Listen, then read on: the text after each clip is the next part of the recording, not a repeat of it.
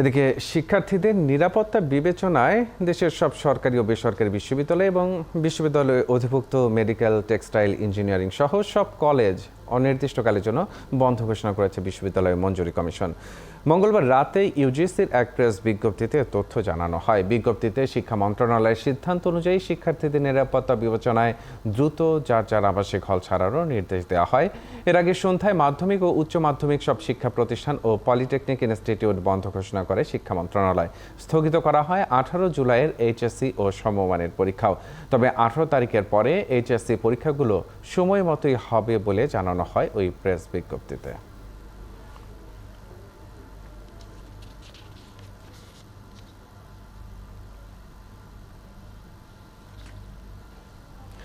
দর্শক, এবার কোটা নিয়ে আন্দোলনের আরো খবর জানাতে আমাদের সঙ্গে চট্টগ্রাম থেকে যুক্ত হচ্ছেন সহকর্মী রাজীব বড়ুয়া।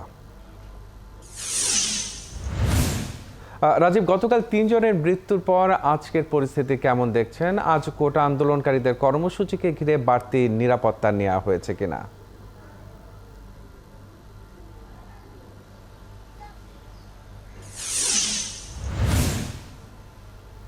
মাহাদি, গতকাল সন্ধ্যা থেকে মূলত আসলে পরিস্থিতি কিছুটা স্বাভাবিক হয়ে আসে। এখন জন্ম সনদ দিয়ে খোলো বিকাশ স্টুডেন্ট অ্যাকাউন্ট। নিজের বিকাশ নিজে কর।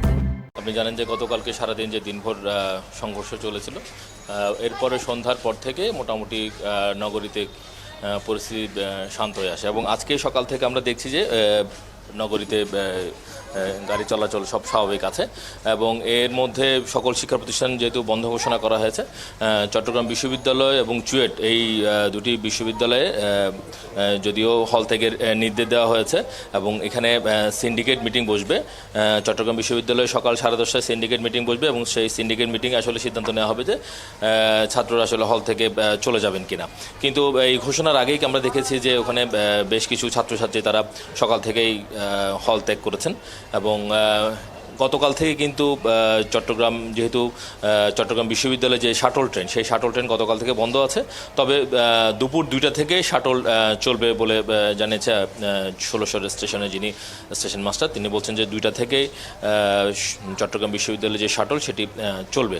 এবং আমরা চুয়েট বিশ্ববিদ্যালয়ে খবর নিয়েছি, সেখানে যারা ছাত্ররা আছে তারা বলছে যে যেহেতু চুয়েট নগরী থেকে বেশ কিছু দূরে, ফলে এখনই যদি আসলে হল বন্ধ করে দেওয়া হয় এবং যে সারা দেশে যে পরিস্থিতি, এই পরিস্থিতি আসলে তারা ওখান থেকে দেশের বাড়ি যাওয়ার জন্য যেই যাত্রা সেটি আসলে তাদের বিঘ্ন হতে পারে। ফলে তারা বলছেন যে তারা তাদের শিক্ষকদের অনুরোধ করেছেন যে কয়েকটা দিন তারা যেন হলে থাকতে পারে।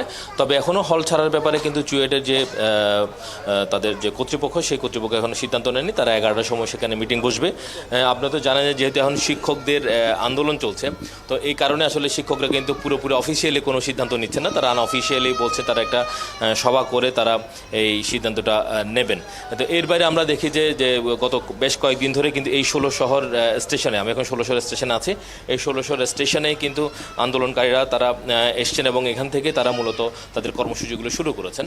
তো এখান থেকে আমরা দেখছি যে সকাল থেকে এখানে আইনশৃঙ্খলা বাহিনীর যে সদস্য তারা এখানে উপস্থিত আছেন এবং আজকে যে ক্যাম্পাসে গায়েবানা জানাজা এবং তার পাশাপাশি কফিন মিছিল হবে বিভিন্ন যে শিক্ষা প্রতিষ্ঠানগুলো আছে, সেই শিক্ষা প্রতিষ্ঠানে তারা এরকম কর্মসূচি ঘোষণা করেছে এবং আইনশৃঙ্খলা বাহিনী বলছে যে তারা আসলে গতকালকে এরকম একটা ঘটনার পরে তারা পর্যাপ্ত পরিমাণ আইনশৃঙ্খলা বাহিনীর সদস্য যারা আছেন তারা এই বিষয়ে সতর্ক থাকবেন যেন কোনো ধরনের গতকালকের মতো এরকম পরিস্থিতি যেন না হয়, সেই বিষয়ে তারা আসলে নজর রাখবেন।